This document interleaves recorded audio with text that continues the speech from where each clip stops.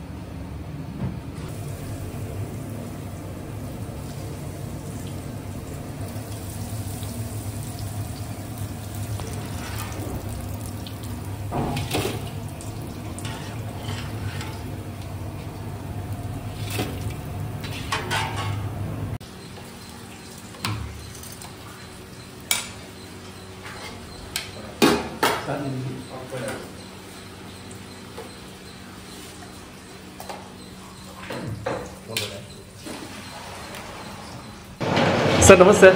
ನಮಸ್ತೆ ಸರ್, ತಮ್ಮ ಹೆಸರು? ಕೃಷ್ಣ ಭಟ್ ಅವರು. ಸರ್, ಭಟ್ರು ಹೋಟ್ಲ್ ಅಂತ ಫೇಮಸ್ಸು. ಬೋರ್ಡ್ ಏನು ಹಾಕಿಲ್ವಲ್ಲ ಸರ್? ಬೋರ್ಡೇ ಹಾಕಿಲ್ಲ. ಬೋರ್ಡ್ ಮೊದಲಿಂದಲೂ ಇಲ್ಲ. 65 ವರ್ಷ ಆಯಿತು, ಯಾವಾಗಲೂ ಬೋರ್ಡ್ ಹಾಕಿಲ್ಲ. 65 ವರ್ಷ? 65 ವರ್ಷ ಆಯಿತು. ನಮ್ಮ ತಂದೆ ತಾಯಿ ತಂದೆ ತಾಯಿ ವರ್ಷ. ಹೌದು ಕಂಟಿನ್ಯೂ. 83ರಲ್ಲಿ ತೀರ್ಕೊಂಡ್ರು. ಆಮೇಲೆ ನಾನು ಕಂಟಿನ್ಯೂ ಮಾಡಿ. ನೀವು ಕಂಟಿನ್ಯೂ ಮಾಡಿ. ಓಕೆ ಸರ್, ನಿಮ್ಗೆ ಎಷ್ಟು ಸರ್ ಏಜ್ ಇವಾಗ? 65. ಈಗಲೂ ಸಹ ಮಾಡ್ತಿದ್ದೀರಾ? ಖುಷಿ ಆಗುತ್ತೆ. ನಾವೇ ಮಾಡೋದು, ಅದೇನು ಮಾಡ್ಕೊಂಡು ಬಂದ್ಬಿಟ್ಟಿದ್ದೀವಿ. ಭಟ್ರು ಹೋಟ್ಲ್ ಅಂತಾನೆ ಫೇಮಸ್ಸು. ಹೌದು. ಅವಾಗಿಂದನೂ ಭಟ್ರು ಹೋಟ್ಲ್ ಅಂತ ಇಲ್ಲ, ಅಜ್ಜಿ ಹೋಟ್ಲುನವರು ನಮ್ಮ ತಾಯಿ ಇದ್ರು, ಬರ್ತಾ ಇದ್ರು. ಈಗ ಇದ್ದಾರೆ, ಒಳಗಿದ್ದಾರೆ. ಅವ್ರಿಗಾಗಲ್ಲ ಈಗ. 85 ಆಯಿತು.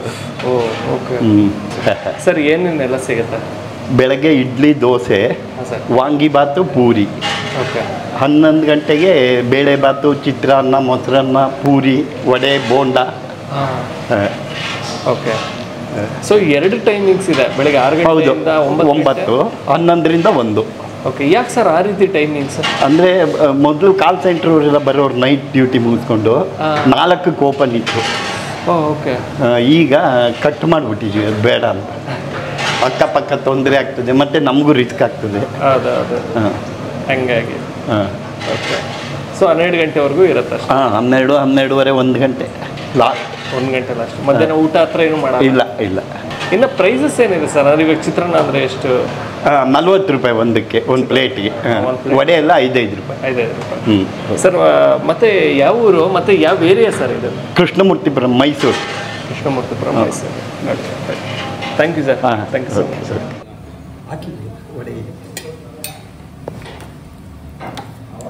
ಈ ಥರ ಮಿಕ್ಸ್ ಸಿಗುತ್ತೆ? ಯಾವ ಥರ ಬೇಕು.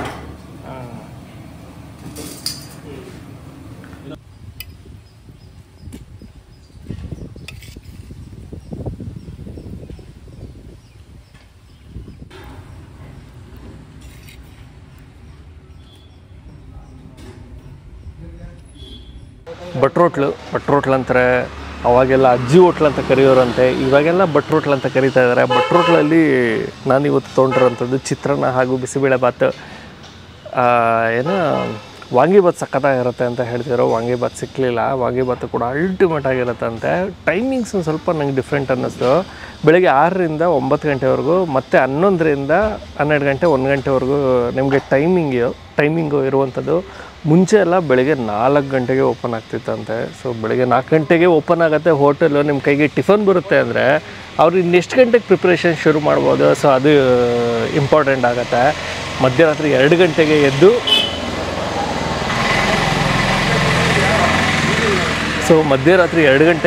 ಟಿಫನ್ನ ರೆಡಿ ಮಾಡ್ತಿದ್ರಂತೆ. ಸೊ ಇವಾಗ ಆಗೋದಿಲ್ಲ ಅನ್ನೋ ಕಾರಣಕ್ಕೋಸ್ಕರ ಬೆಳಗ್ಗೆ 6 ಗಂಟೆಗೆ ಟಿಫನ್ನು ನಿಮಗೆ ರೆಡಿ ಸಿಗುತ್ತೆ. ಕಾಂಬೋ ಥರ 2 ತೊಗೊಂಡಿದ್ದೀನಿ. ಸೊ ಬಿಸಿಬೇಳೆ ಬಾತು ಹಾಗೂ ಚಿತ್ರಾನ್ನ ಹಿಂಗೂ ತೊಗೊಬೋದಂತೆ. ಸಿಂಗಲ್ಲೇ ತೊಗೊಬೇಕು ಅಂತ ಏನಿಲ್ಲ.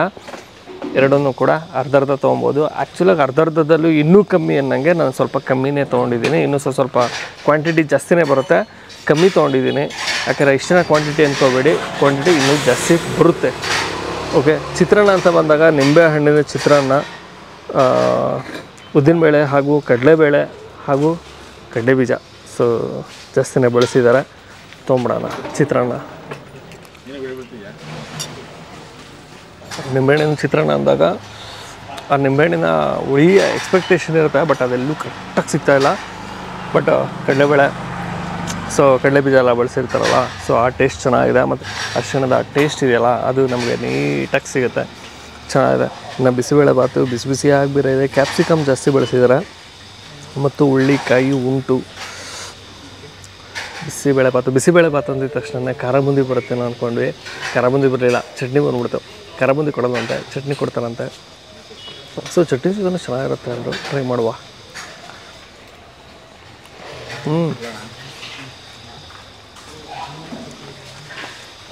ಇದು ಮಾತ್ರ ಕ್ಲಾಸ್ ಆಗೈತೆ.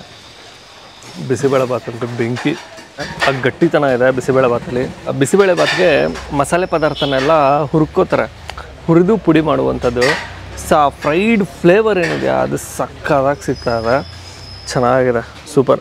ಬಟಾಣಿ ಗಿಟಾಣಿ ಎಲ್ಲ ಬಳಸಿದ್ದಾರೆ, ಚೆನ್ನಾಗಿದೆ.